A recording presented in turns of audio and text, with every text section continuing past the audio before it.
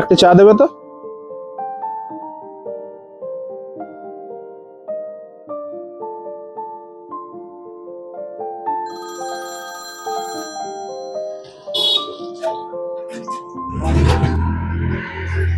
Hello.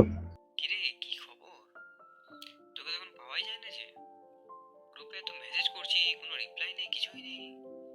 হ্যাঁ, সেটাও বা কেন থাকবে? আরে না না, সেরকম কোনো ব্যাপার নয়। এত বড় বড় কোম্পানিতে কাজ করছিস, মাস গেলে তো টাকা, সুখে আছিস, ভালোই আছিস। সেটাও ঠিক, আমাদের বলাটাই ভুল। তোর তখন আমাদের কথা মনে পড়ে না যে, তাই ভাবলাম এবার কলটা করে জিজ্ঞেস করি যে কেমন আছিস না আছিস। একটু দাঁড়া তো, আমার একটা স্যারের ফোন আসছে, আর্জেন্ট ফোন। একটু পরে ফোন করছি। হ্যাঁ স্যার বলুন। কোথায় তুমি এখন? স্যার একটু শরীরটা খারাপ, তাই একটু তাড়াতাড়ি বেরিয়ে গেছি। বেরিয়ে পড়েছি মানে? জানো কোম্পানির এখন কি অবস্থা? আর এদিকে বলছো বেরিয়ে পড়েছি।